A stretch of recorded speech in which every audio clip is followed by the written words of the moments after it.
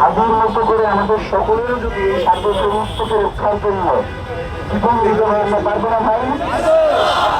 এখন পর্যন্ত কেউ কোনোভাবে আমাদের দেশকে, আমাদের দেশের জনগণকে, ক্ষমতায় যারা আছে তাদের সাথে বিভিন্নভাবে ওদের নেগোসিয়েশন হয়, কথাবার্তা বলে, কিন্তু বাংলাদেশের একজন জনগণকে কি ওরা ভারতের পক্ষে নিতে পারছে? দিল্লির তাদের পক্ষে নিতে পারছে? এই নির্বাচন হবে ভারতের বিপক্ষে, দিল্লির বিপক্ষে আমাদের বার্তা জানান দেওয়ার একটা নির্বাচন। আমরা অবশ্যই বিএনপি যদি বলে যে আমি ভারতীয় আধিপত্যবাদকে আজকে থেকে বিদায় দিলাম, আমরা বিএনপির পক্ষে প্রয়োজন ক্যাম্পেইন করবো।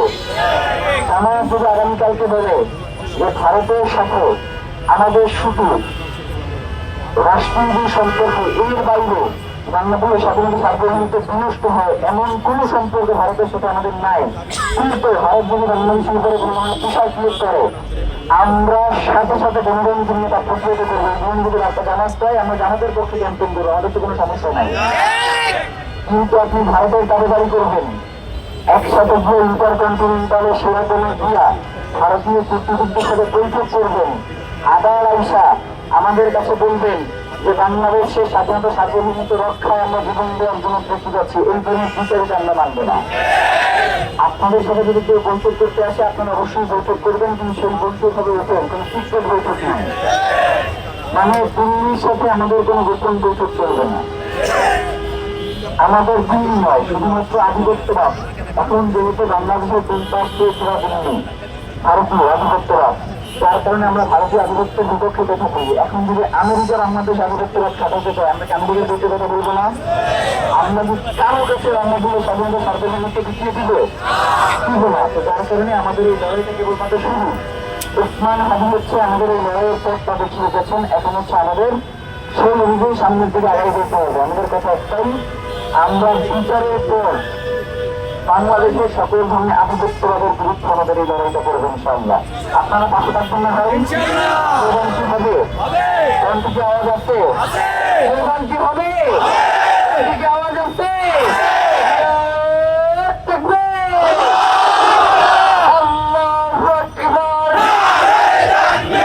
আজকে আমাদের সমাজ থেকে শুরু করে রাষ্ট্রীয় সর্বোচ্চ পর্যায় পর্যন্ত বেইনসাফি কাজ থাকার কারণেই এই দেশে এখন পর্যন্ত স্বৈরতন্ত্র ফ্যাসিবাদের সৃষ্টি হচ্ছে। গত 54 বছর যাবৎ আপনারা দেখতে পেরেছেন, যারাই এই দেশ শাসন করেছে তারা প্রত্যেকটা দলই এই শাসন ক্ষমতায় এসছে, রাষ্ট্রীয় শাসন ক্ষমতায় এসে মানুষের প্রতি বেইনসাফি করেছে।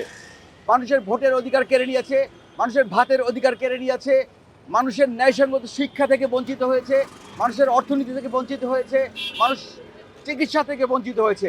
অতএব রাষ্ট্রের কোথাও কোনো ইনসাফ ছিল না। সে ইনসাফ কায়েমের জন্যই হাদিদের জন্ম হয়েছিল। এবং হাদি একজন প্রকাশ্য বিপ্লবী, যারা সর্বজনীন বিপ্লবী, যারা প্রত্যেকটা মানুষের কথা বলেছে। হাদি হিন্দুর কথা বলেছে, হাদি মুসলিমের কথা বলেছে, হাদি খ্রিস্টানের কথা বলেছে। হাদি ব্যক্তি হিসাবে কোনো রাজনৈতিক ব্যক্তিত্ব নয়, হাদি সার্বজনীন ব্যক্তিত্ব। যারা বিপ্লবী, বিপ্লবীরা মানুষের অবস্থা বুঝে, বিপ্লবীরা ধর্ম নিয়ে বিপ্লব করে না, বিপ্লবীরা সবসময়ই সকল মানুষকে নিয়ে চিন্তা করে, ইনসাফ নিয়ে চিন্তা করে। এটাই ছিল হাদির হত্যার মূল কারণ। যার সন্তান হারা হয় সে বুঝতে পারে এটা কত মর্মান্তিক, এটা কত বেদনাদায়ক। হাদি সাধারণ মানুষের কথা বলেছিল, হাদি সত্য ন্যায়ের কথা বলেছিল, হাদি কারো শত্রু ছিল না, হাদি জনগণের বন্ধু ছিল।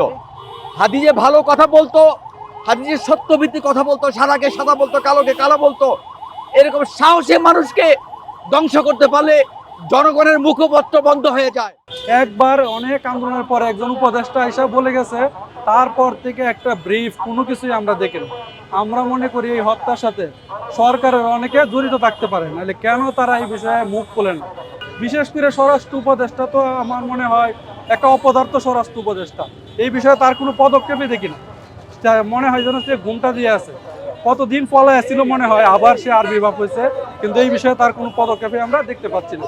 এই রাষ্ট্রকে বাঁচাইতে হলে, এই রাষ্ট্রের স্বাধীনতার সার্বভৌমত্ব রক্ষা করতে হলে তথাকথিত সেই যে রাজনীতি এবং প্রথাগত যে নেতৃত্ব, তা থেকে আমাদের দূরে সরে যেতে হবে।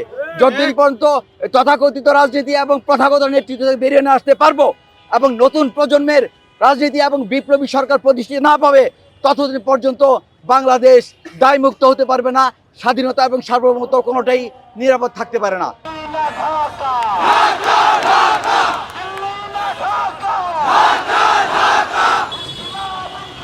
জিন্দাবাদ জিন্দাবাদ মুর্দাবাদ মুর্দাবাদ মুর্দাবাদ মুর্দাবাদ।